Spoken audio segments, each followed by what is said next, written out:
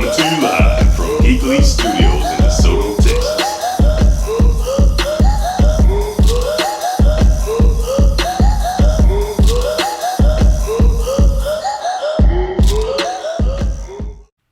Coming to you live from Geekly Esports Studios in DeSoto, Texas. King David Reeves and the MentorConnector podcast present another Mentor Moment. Great day, great mentors, rise and shine. It's time to grind. Welcome to another episode of the MentorConnector podcast here on the Geek Leads Esports Masterclass. We have I know you're asking how do we keep doing it, but yes, we have yet another very powerful guest, special guest in the building today. This brother here. Now, when you say doing a lot of people use that as a figure of speech, like, "Oh yeah, I'm busy. I'm doing the most." Now, this brother here wears not just multiple hats, but multiple positions, multiple responsibilities while juggling being a good family man. This brother here is leading numerous ministries while still finding time somehow to appear to be sane, while finding time somehow to remain humble. He comes from a background of working very hard in corporate America. Yeah, he has a lot of degrees, but he's not going to tote that, I'm sure. But I'm going to for him because he got some masters in there. And he's such a powerful brother that I honestly don't understand how he does it all. So that's why I wanted to bring him here today, ladies and gentlemen, for y'all to pick his brain and hear a little bit about the story behind the one and only Dobbins, ladies and gentlemen. Y'all welcome to the show. What up, King Dave? My brother, how you doing? I'm doing excellent, man. If I was doing any better, the coronavirus would be over. That's true. Yeah, but we're not ready for that yet, are we? We're not ready for that. It's just getting started, man. I just want the people to know who you are, man. You one of my favorite mentors. Even though I know you come to me for some mentorship guidance with the program, and we definitely want to talk about all the greatness you're doing with the Boys to Men mentoring program, the Potter's House. But also want the people to know everything else you have your hands in, because I know a lot of people are looking at you like, man, how in the world is this brother doing all of this and making it look easy and you're succeeding? Now, you're finding time to sleep somehow. I don't know what and how you do it all, but that's why I want to bring you on the show, so you let the people understand what it takes to be you. And first of all, tell the people about yourself. Who are you, where you come from? How did you get to where you are, my brother? Absolutely. Dobbins, a.k.a. Pastor V. I'm grateful to be alive, to just be blessed, and to be walking, living, and breathing, moving.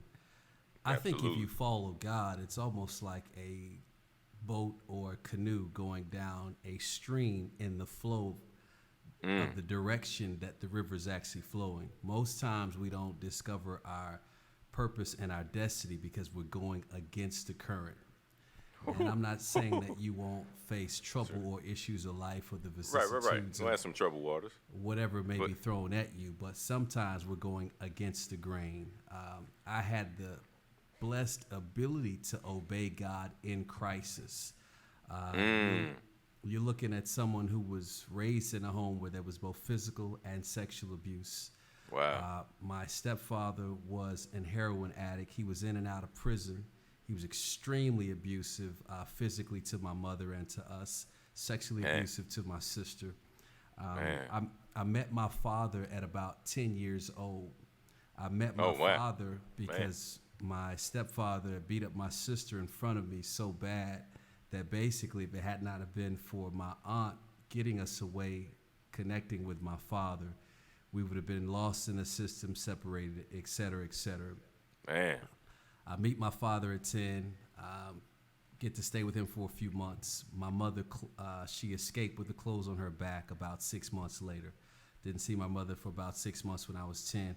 Got to know my dad long distance. He lived in Santa Fe, New Mexico. We were born and raised in Waco. Texas. We moved to West Texas, where my mother escaped to, and my father passes away at 12 years old.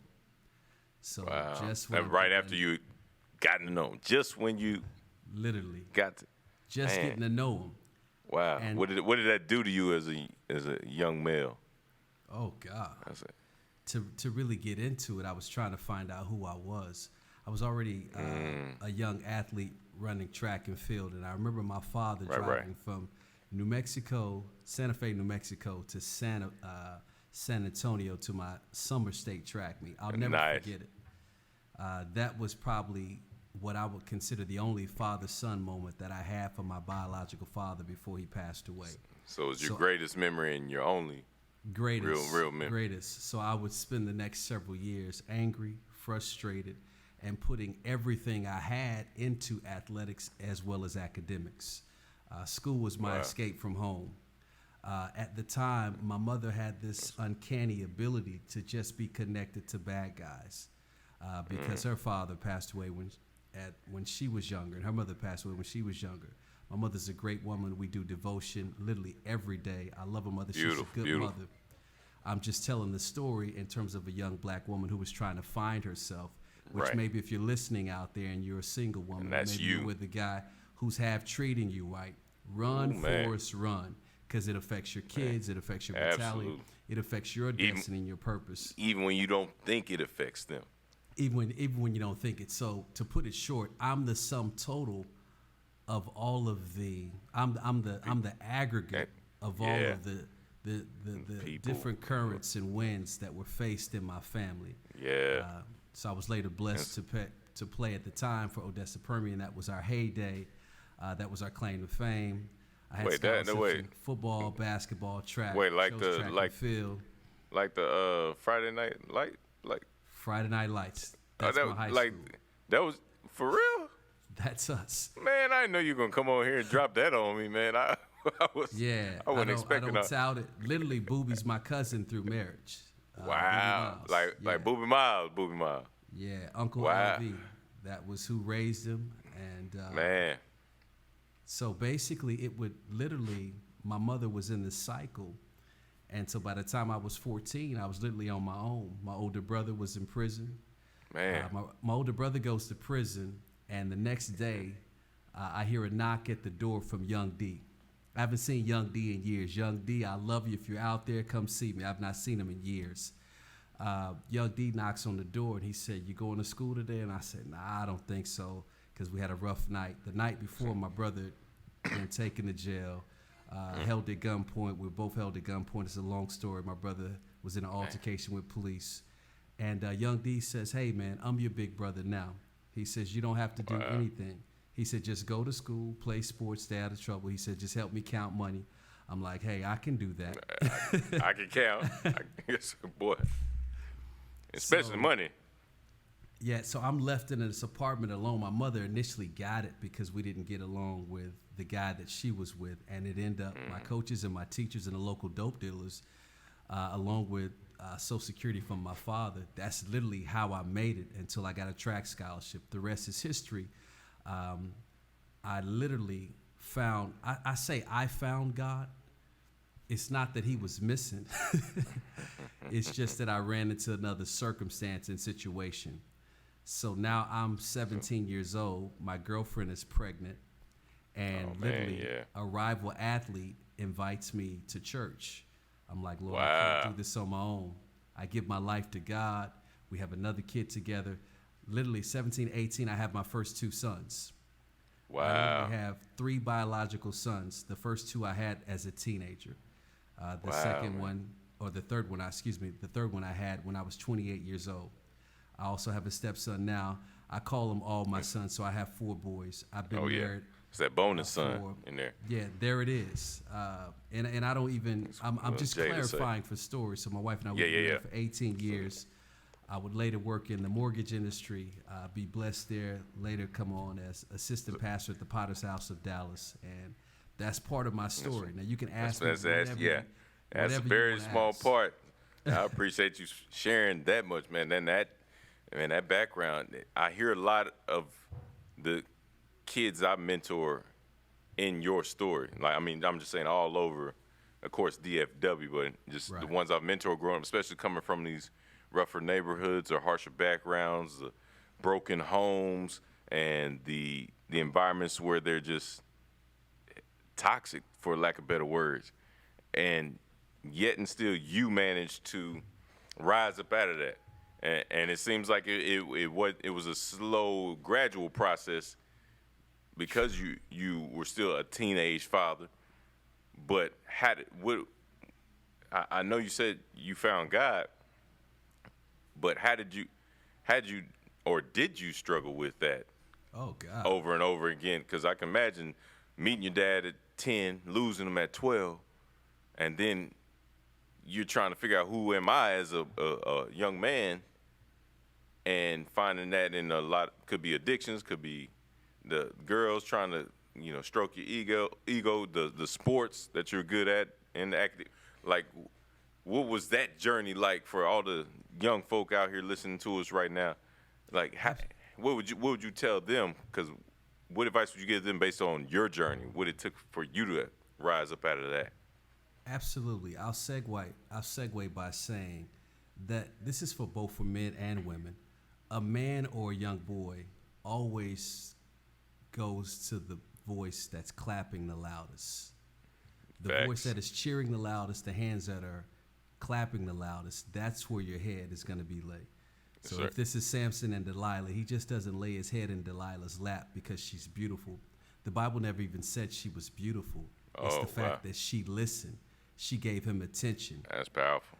My attention was garnered by teachers and coaches. So that's what I fell in love with. I wasn't really a drinker or smoker, although most of us have done a taste test. Right. Learn. You got to sample. You got to sample a few products. Give me a little sample. I'm not going to inhale. Yeah. That wasn't really me. Moderation. I wanted affirmation and confirmation because all of us are searching to find out who we are. Yes, sir. And so I tell any young man, any young girl, go to the voice that is cheering the loudest from a pure place. My teachers and coaches were coming from a pure place. They wanted nothing from me. Not sex, not alcohol, not a drug deal. They were coming from you be absolutely be your pure best self. place. Yeah, that's good. But the guy who was having you count the money, he might not have had the purest intentions, I'm guessing. Well, to be candid with you, I thought his intention was extremely pure. Because sometimes God will send angels in disguise. Yeah, I'm not saying that you should be cool with the prostitutes, the local dope dealers, etc. But I saw a lot being a teenager living on my own. Yes, sir. And I found learn a lot from them. That the people who society judged the most were actually the most proficient as it related to helping people. Absolutely. Young D saw me as his younger brother. So maybe he hid cocaine under my couch. He hid a lot of money under my couch. So if they ever busted him, he wanted to make sure that I was taken care of. It was an exchange. I saw prostitutes in my neighborhood. They would tell me who to look out for, who not to connect with.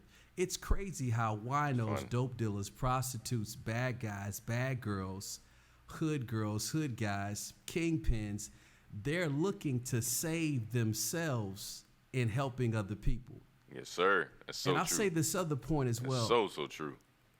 If you see my passion, or if you've ever seen a YouTube video, Facebook video, IG, you ever see me preach at the Potter's House. If y'all seen him out here, he has a huge following. Y'all, he gets a lot of viewers. Just want to throw that in there. So y'all better pay attention. You're getting this for a lot cheaper than you should. That's all I'm gonna say. Right. What I'm and it's because we got King Dave in the building. What I'm literally doing is I'm trying to heal the little boy in me. If you tap into the little boy in you, or if you tap into the little girl in you, your supply will be endless. When your work becomes your play, then you'll never work another day in your life. So I absolutely have fun every day of my life. I'm geared for this. I'm motivated. I'm stoked. I'm excited. I can tell you love serving, man. When I get to help somebody else, I'm secretly healing me. Yes, sir. Yes, sir. And the moment, and I'll say this and I'll let you interview, the moment. No, you're good, brother. that we think we've arrived to a certain monolithic aspect, we become monuments instead of movements. I believe that God is calling for us to move and to make change in the earth. In fact, I'll close with this. You know, preachers got 5 closes and 2 hoops. In closing, ladies and gentlemen. An earthquake is caused by 2 plates that slip past one another. Okay. When 2 plates slip past one another due to an environmental disruption, what happens is the ground then opens up. The problem is things aren't opening up for our future, our business, our finances, our relationships, because we're not allowing ourselves to slip past our old self. We're not allowing our new self to slip out of our old self. Wow. And maybe you're listening, maybe you're watching. I challenge you to run away from the old you while you embrace the new you. The old you will always be attached. It will always be attached. Man. I don't want to just typecast my brother as someone who went to prison. My brother kind of functions as a deacon in his church now. These are things we went through when we were younger. Right. I saw my brother go through. He tested cocaine at 15 years old. He's 3 years older than me. I'm 12. He's 15. They asked me if I want to hit. I said, nah, I'm good. Wow. My brother, being the big brother, he went ahead and took a hit trying to be cool. Right. And I would probably watch so you didn't have to. Exactly. I would watch him spend the next 5 to 10 years of his life trying to chase the initial high. Yeah, but and I learned that growing up at Alcoholics Anonymous and hearing no story. Wow. Absolutely. There it is. You're always chasing that initial high. So it's never really enough. You just keep chasing. And see, from what you're saying, it's like that literally that moment with the cocaine, the decision, changed the trajectory of both your lives. His took a different tangent than yours. It's 2 plates slipping past one another. Slipping past. Man. And so what was discovered later in counseling when my brother was in his early 20s is that he went through a devastating abuse early on that nobody in the family knew about. Didn't even know about. Yep. Once he opened up and began to talk about that, see, girls are abused and they will communicate. They have issues in their body. Sometimes they get pregnant. Sometimes they're menstrual issues. They will communicate verbally, but little boys or teenagers, they normally don't articulate how they've been violated. Right. And so once he started to articulate that hurt, he no longer needed the high to escape what was hurting him. Had to release it. Perhaps we cannot embrace the new self because the old self is hurting so bad. Question, who do you run to? Yeah. Like Bishop said, so bad. How do you scream? When he spoke to all the men, he said, how do you scream? What way do you scream? Because a lot of us scream internally. And he also, actually today I was listening to Bishop Jakes. It was an interview with a pastor out of San Diego, Miles McPherson. Yes, sir. He did an Instagram Live, and what you said about the plates slipping past each other kind of tied into what he stated, where he said submission is about submitting to his mission. And so many of us get caught up in our own mission. what we think is at least that we forget to submit to what God's mission is for our lives. And you are a prime example of somebody who I don't feel like you necessarily thought your life was going to look the way it does now. Because you had a master's degree corporate world journey, and now you're at the Potter's house overseeing how many ministries within, like where'd that start, Pen? And I'm sure people just look at you like, oh yeah, he just got knighted all of a sudden. It's like, all right, it's your turn. But you've been serving at Potter's house, right? How did that change from night to day, man? It seems like absolutely. I'll talk current and then I'll digress to give a deeper foundation in terms of serving. So currently, I'm involved or connected to at least, I oversee about 9 ministries. The 6 core ministries, I know that's a lot, and I know it seems to be unhealthy, but I've got a lot of people that help me, and I put leaders in charge. But I would rather die doing what the master told me to do than live in complacency. I can't do it. I refuse. God's been too good to me. So I oversee our Voice to Men mentoring program. Shout out Voice to Men. There it is. So that's where we connect in with Mentors Connect. King David is an expert in that field. Appreciate that, brother. I have the privilege from gleaning to his wisdom. I've also raised 4 sons, so I bring both a theoretical and a practical aspect. Absolutely. So we mentor boys. That's one aspect. I also oversee our men's ministry, which is our Men of Destiny. Literally, we've got 200 to 300 men, especially before COVID. Now we're on Zoom calls, 200 to 300 men every Tuesday. Anytime you get several hundred men showing up on a Tuesday, something's changing their life. Yeah, and I'll come back to something's about to shift. Something about to shift. That's going to be a tectonic plate shift right there. That's an earthquake. You get that many men to show up anywhere doing anything, something has to change. That's powerful, brother. But I'll let you keep going, man. That's what I'm saying, man. I can't. Now, I don't know how you do all.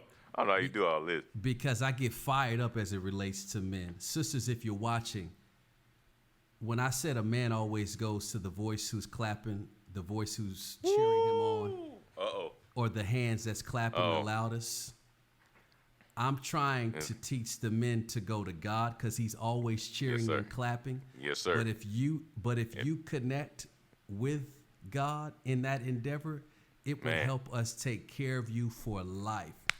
You heard part of my story, and now I'm at a level to where my wife has probably not worked for the last 5 to 6 years. No sweat to the neck. She is your main cheerleader. I take that responsibility. Yes, Before sir. I was a full-time pastor, I take that because I value my wife. I honor my wife. Absolutely. I had to learn to cherish her. But the reason I value men, because if you change the men, you'll change the community. If you change the community, you will absolutely change the world, which includes the children. Yes, so that's the men's ministry. And your wife is definitely, shout out to Christy. She's definitely your biggest cheerleader. She is definitely, y'all in ministry together. Don't get it twisted, y'all. Don't think because he's taking care of her, that means that she's doing any less work, because she is probably doing. I'm sure she's keeping the house together, because as much as you're doing, ain't no way. And I understand, because shout out to my wife. Sylvia is always keeping the home, our house in order. Let's put it like that, and our child. And so I can only imagine with all that you have going on, she's doing that. And then I still see her ministering. I still see her mentoring all these young women who a lot of them are my millennial peers, like we had Rachel Proctor on the show. I see Sister April Bowman as well. A lot of these successful women out in the community are mentored by her, look up to her, and are enjoying her ministry and truly built up by what your wife is doing in ministry. And yet and still, she's holding it down for you on so many fronts as well. So I don't know what you do to deserve them kind of blessings, man. Listen, man, I'll come back to the story of how I met her, but I'm so blessed. My wife is Elder Christy Dobbins. She is pretty much the director, the CEO, the brainchild of Closing the Gap Ministries. Her whole vision is to close the spiritual gap that we have in our society.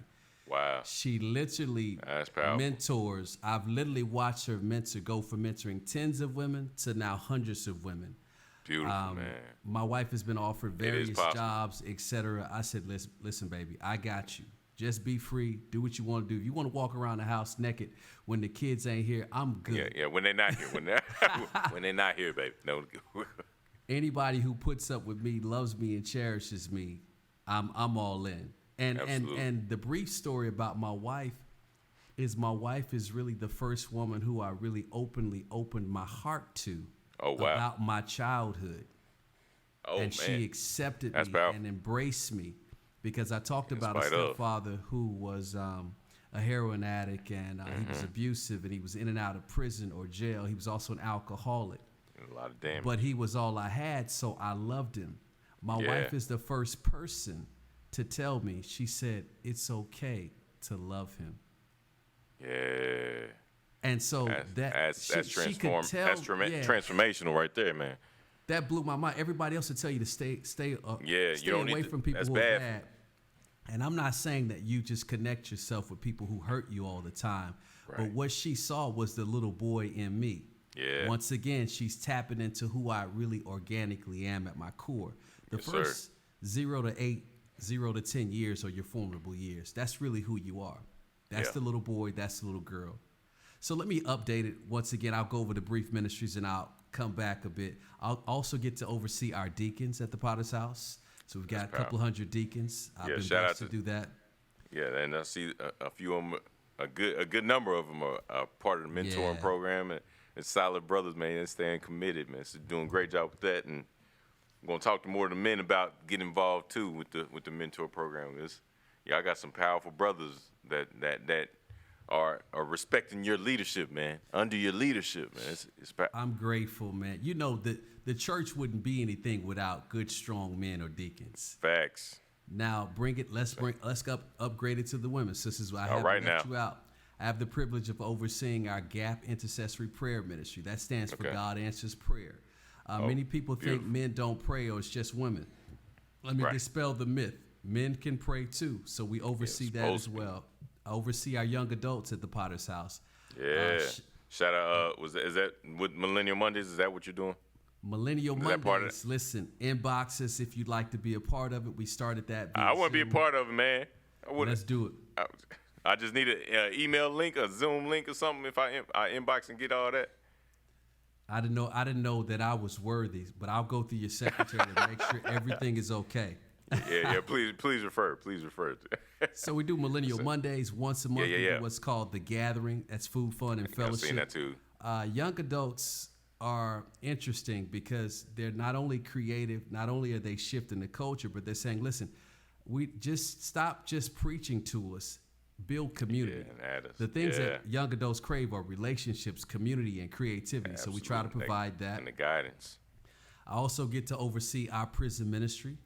Beautiful. Obviously, that if you can make now the connection, because I'm secretly healing my stepfather, I'm secretly healing my brother, and all the people in the neighborhood who went to prison and told me not to go that way. Yeah, so man. I try to go back and give back in that. We all have family. We all got family, or have had family that's been locked up, especially in the minority community.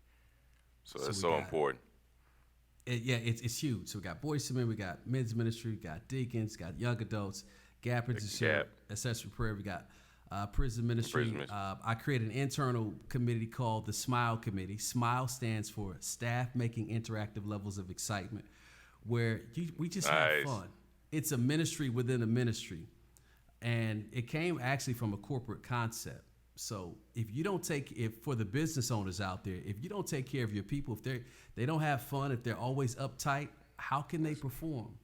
Yep, they're not taking care of the people. They're not taking care of the customers. That's why Google and Facebook and some of the others are pioneers in that arena. Absolutely. I also assist our First Lady, Jake's shameless plug. She is a mighty woman of value and really has been a great help to my pastor, Bishop T.D. Jakes. It's called the Youth Advisory Council. So we're trying to brainstorm, put on things like Mental Health Summit, College Career Day. Just all connecting it right back into the community. Man. As well as the last we need to connect with that with the Education's Freedoms. You know, my day job, the nonprofit, we do college, career, and life readiness, man. It's coming. We're going to work through some COVID issues. We're going to get to these kids. We're doing a lot of things virtually right now. Yeah, doing workshops and all that. Because college is scared because they're losing money. Kids are nervous because they don't know what it's going to look like for them. So, you definitely got to work through the COVID issues with. Because the future of college and universities is really changing. And honestly, this is a radical thought, but I started thinking, okay, if the kids aren't going to school, this is not just like high school, junior high, or elementary. This is also colleges, universities, tech schools, et cetera. Yeah. And people are scared to send their kids to daycare. Should the new form of education be Google, internet, or should we still pay hundreds of dollars for books that professors don't even teach maybe 10 to 20% of? Bingo. These student loans are Great real. Great question. That's a whole nother. I'm about to bring you back for that one because that's man. That's the real question. That's what we're doing. We do the Potter's House community on Facebook. So it's basically making a community of a church. We have an extremely large church. Beautiful. The stats say some 30,000 members or so. You're looking at sometimes 10 to 15 or so on a Sunday. So we're trying to do a collective effort to bring our community together. So that's Beautiful. part hey, of it. Man, you're doing a great job, phenomenal job with that, man. That's a brief commend overview. you on that. Yeah, that's the brief overview, man. I'm going to have to bring you back for part 2 because I got to respect your time, man. And hats off to you, brother. You do so much for so many, and you do it so well with the servant's heart and your servant leader. And I truly and genuinely feel like people enjoy working with you. And I don't feel like anybody is working for you.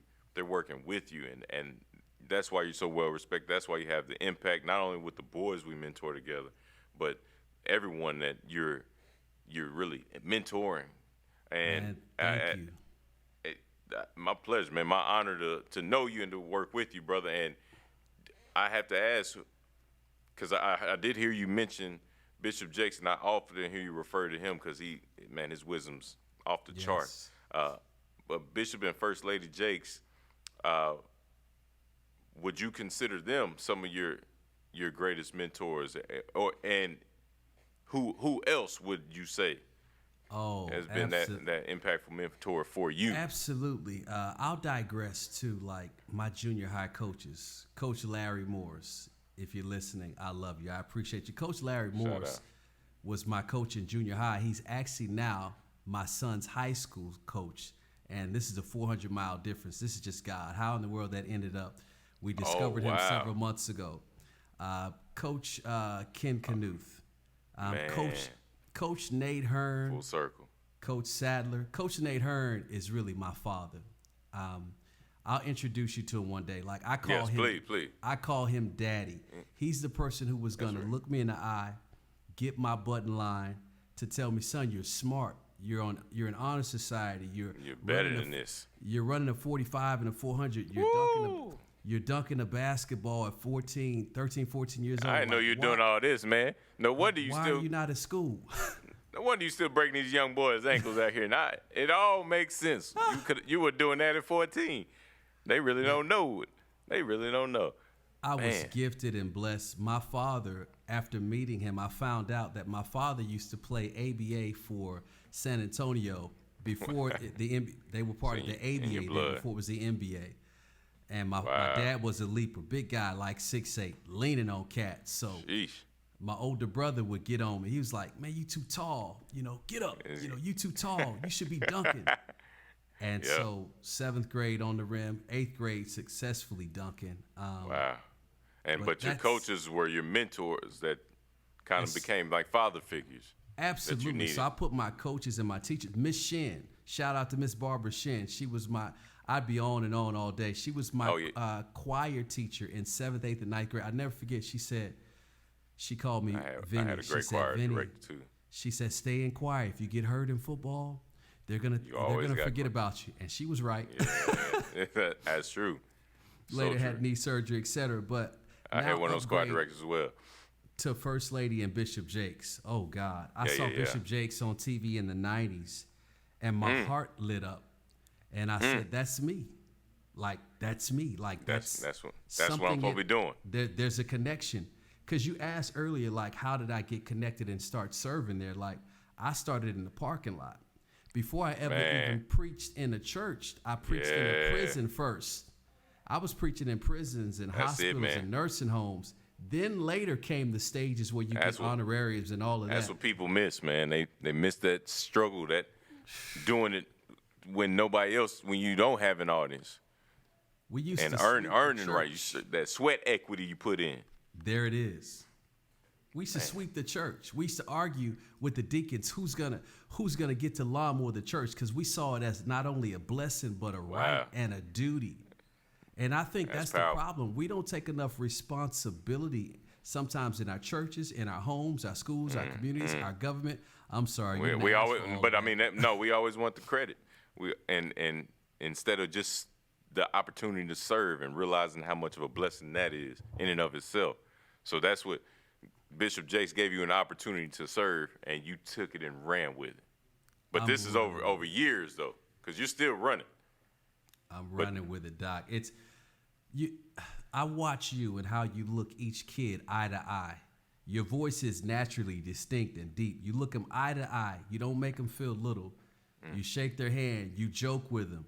You might shoot a basketball with them. You sit eye level with them. That's important. Those are the things that literally will define our history. Even Thanks. while we're in the midst of this COVID crisis, if you're watching right now, if you're watching this from years from now, literally before I left the house, we're at about 2.8 million cases, almost 180,000 deaths and counting. In the U.S., about 872,000 cases. In the U.S., we're getting ready to hit 50,000 deaths. But I'm going to tell you something. If we take responsibility as a country, as men as heads of our households, women as heads of our family, I believe the woman is the one that really should run the house. Oh, yeah. I believe in headship from a man's perspective, but the man should provide while the woman designs. Leadership. Absolutely. The man is the frame, but the woman is the interior. If we take responsibility that's good. with our families and in our communities, we can fight through it, press through it, faith through it, and we can write books and tell them how we did it later. We will come out of this COVID. We will come out of seeing young black men not only being shot or high rates of drug abuse, alcohol. We will come out of high divorce rates in the church. I'm sorry, I feel like this is a political campaign. We will come out of this. We will come out of having just large levels of minorities in poverty. We will come out of low sectors, particularly in Dallas or every major city in America, of low lack of businesses. We will come out of this deficit or this paucity or this scarcity or this dearth of a financial impact. We will rechange and redesign the future of America and the entire world when we take responsibility. Yes, sir.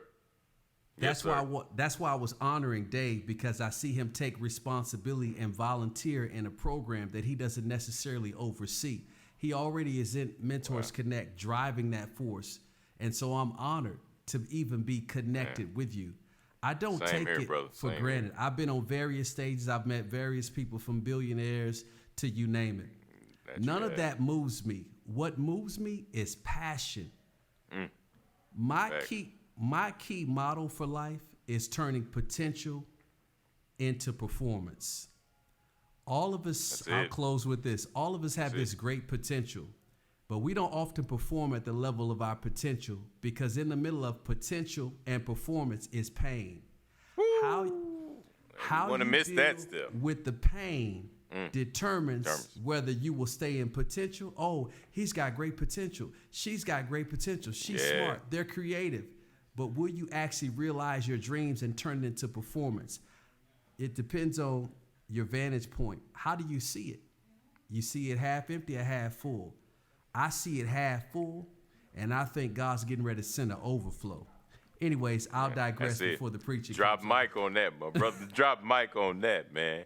Well, thank you again, my brother, Pastor Vinchard Dobbins, for coming on the show today, man. How can people connect with you and follow you, man? I know they can find you on the Potter's House platforms, but how else can they connect with you directly, man? Absolutely. So with the pottershouse.org, we're redesigning. You're getting ready to see everything that I do under that. Also on Facebook, Vinchard Dobbins, Instagram, Vinchard_Dobbins, Twitter, Vinchard.Dobbins. So I'm literally, there's only 3 Vinchards in the world. It's me, my son, and a friend of mine who loved my name so much, who named her son after me. That's awesome, man. I got to put that in there. Hey, man, we certainly appreciate your time, man. I know you're a hugely busy man, and I just appreciate your example and all that you do, man. Please keep doing what you're doing, and please keep me in the loop so I know how I can help serve more and help bring in more servants and just continue the great work that you're doing for so many, man. I truly appreciate and respect you, and thank you again for coming on the show today, my brother. Bless you, man. I'm grateful for the opportunity. Hey, man, my pleasure, man. We had to do this again because you got a lot more to talk about, man. But thank y'all for tuning in to another powerful episode of the MentorConnector podcast here on Geek Leads Esports Masterclass. It's your host, King David Reeves. Thank you again to my very special guest, Pastor Vinchard Dobbins. Love y'all. We see y'all later. Bam. Clear. All clear.